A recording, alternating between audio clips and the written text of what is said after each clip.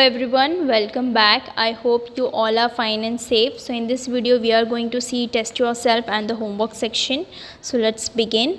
Choose the correct alternative for each question and write its order alphabet in box. ठीक है, क्या करना है, हमें आंसर ढूंढना है एंड देन जो करेक्ट ऑप्शन है वो हमें इन गिवन बॉक्सेस में लिख देना है. So number 1, which pair of number add up to make 1000. ठीक है, हम कौन सी पेयर को प्लस करेंगे और हमें आंसर मिलेगा 100. ठीक है, तो हम किसको प्लस करेंगे, 901 एंड 99 को. ठीक है, हम करके देख लेते हैं. 901 plus 99. So 1 plus 9 10, 1 carry, 1 plus 9 10, 1 carry, 1 plus 9 10.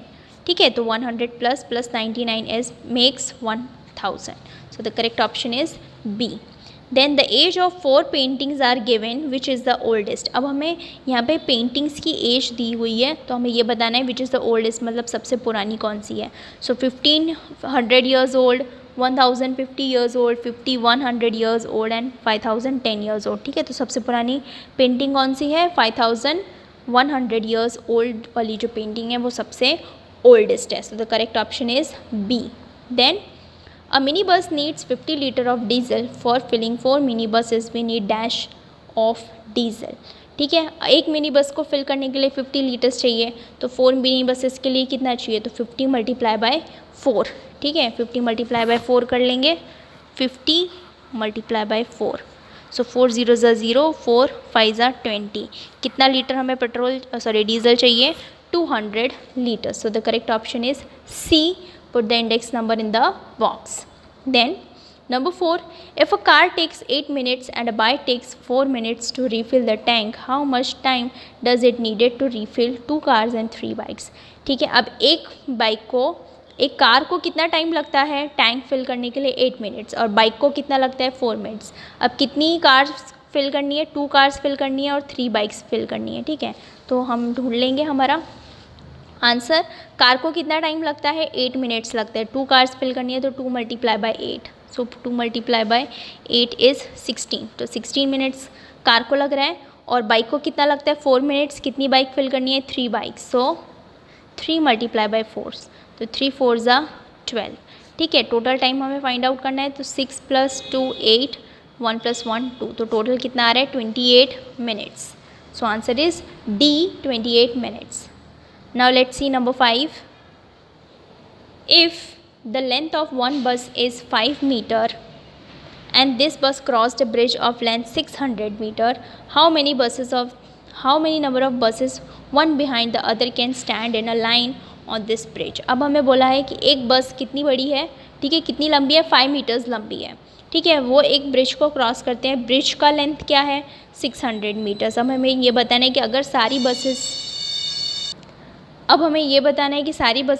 ढेर सारी बसेस को हम उस ब्रिज पे खड़ा कर देते हैं, 600 मीटर वाले ब्रिज पे खड़ा करते हैं, तो टोटल कितनी बसेस वहाँ आ जाएंगी. ठीक है, तो एक बस का लेंथ है 5 मीटर्स, ब्रिज का लेंथ है 600 मीटर. हम क्या करेंगे, 600 डिवाइडेड बाय 5. तो 600 डिवाइडेड बाय 5. सो 5 1 ज़ा 5 माइनस 6 माइनस 5 1 0, 5 2 ज़ा 10 माइनस 0, नीचे लिया 0, 5 0 ज़ा 0. ठीक है, तो टोटल कितनी बसेस वहाँ ब्रिज पे खड़ी हो सकती हैं, 120. So the answer is B, 120. Now let's do homework section. So number 1, answer the following question. So now question number 1 is, how many 7 meters long buses can stand in a line on a 350 metres long bridge. अब देखो यही question अभी जो हमने last MCQ में देखा वही question है.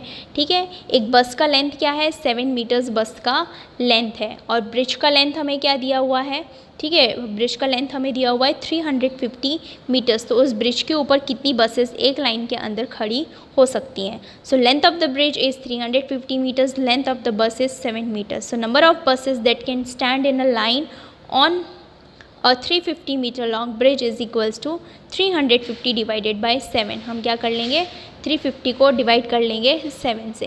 ठीक है, तो हमने यहाँ डिवाइड कर लिया है और हमें मिला है 50. इट मीन्स वहाँ पे उस ब्रिज के ऊपर टोटल कितनी बसेस आ जाएंगी, 50 बसेस आ जाएंगी इन अ लाइन. ठीक है, now let's see number 2.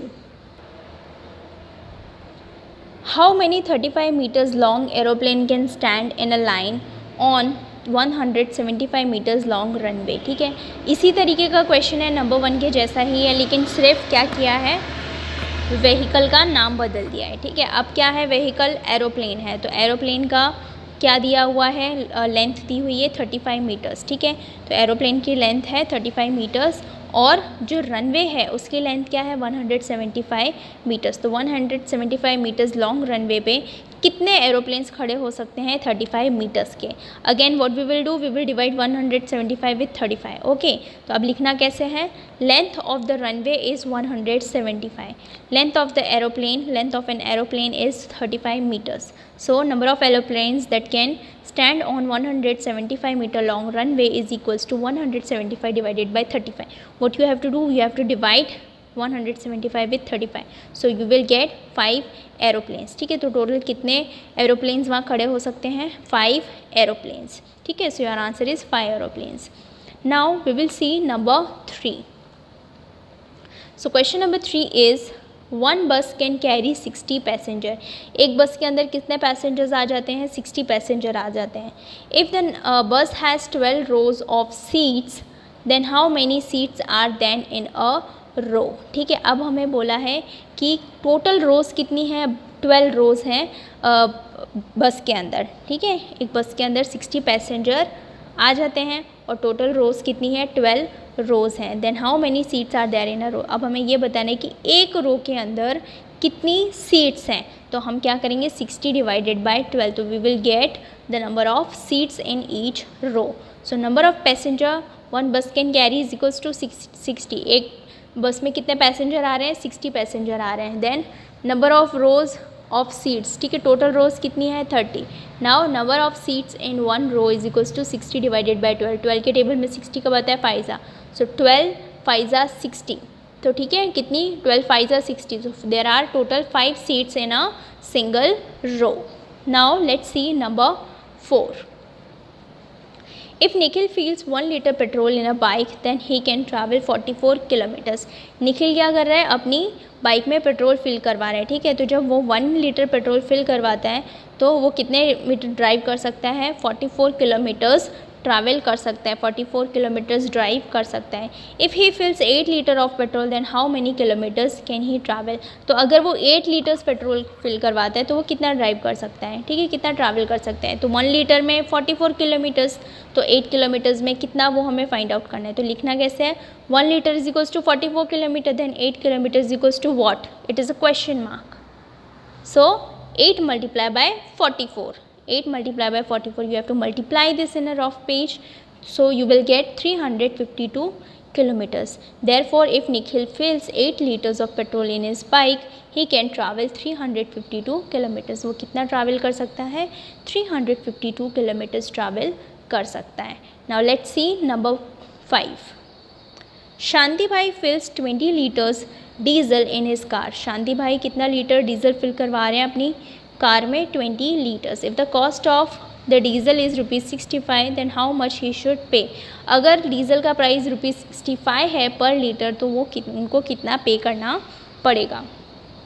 So cost of diesel is 65 पर लीटर। शांति भाई fills 20 litres diesel in his car. ठीक है, डीजल का प्राइस क्या है, 1 लीटर डीजल का प्राइस 65 है, तो 20 लीटर्स का कितना होगा ये हमें फाइंड आउट करना है। So what we will do, 20 multiply by 65। So money to be paid by Shanti भाई is equals to 20 multiply by 65. So you have to multiply 20 with 65 in a rough page, then you have to determine the answer. So your answer will be 1300. तो शांति भाई को कितना पे करना है, ₹1300 पे करना है। Now let's see question number 6. Each children is distributed equally with 1 biscuit, 1 chocolate and 1 apple. हर एक बच्चे को क्या क्या दे रहे हैं, एक बिस्किट दे रहे हैं, एक चॉकलेट दे रहे हैं एंड एक एप्पल दे रहे हैं। ठीक है, If the total items are 240 then how many children are there are the items distributed. ठीक है, अब हमें बोला है कि टोटल आइटम्स कितने डिस्ट्रीब्यूट किए हैं, 140 आइटम्स डिस्ट्रीब्यूट किए। अब हमें ये बताना है कि टोटल कितने चिल्ड्रंस को आइटम्स डिस्ट्रीब्यूट किए गए हैं। तो सबसे पहले हम क्या देखेंगे, number of items received by a child. एक बच्चे को कितने आइटम्स रिसीव हुए हैं, तो एक बच्चे को 1 बिस्किट दिया है, 1 चॉकलेट दिया है, 1 एप्पल दिया है, यानी टोटल 1 2 3 आइटम्स दिए हैं। टोटल आइटम्स कितने डिस्ट्रीब्यूट किए हैं, 240। So total number of item distributed 240। Now number of children is equals to, अब number of children find out कर देंगे, 240 divided by 3। So 240 divided by 3। Now 3 8s are 24, and में 0 लगा देंगे। ठीक है, सो टोटल 80 चिल्ड्रंस को आइटम्स डिस्ट्रीब्यूट किए गए हैं। So this was the question number 6. Now let's see number 7. I gave 6 bananas each to 6 of my friends and 4 bananas are left with me. How many bananas did I have? ठीक है, मैंने अपने friends को, ठीक है, 6 friends को 6 bananas दिए और मेरे पास 4 बनानास बच गए। तो मेरे पास कितने बनानास थे, तो सबसे पहले मैंने 6 फ्रेंड्स को 6 बनानास दिए। ठीक है, हर एक को 6 बनानास दिए। ठीक है, यानी कि हर एक फ्रेंड को 6 बनानास मिला है। तो 6 bananas given to 6 friends which is equals to 6 multiply by 6, 36 bananas. तो मैंने 36 बनानास अपने फ्रेंड्स को दे दिए।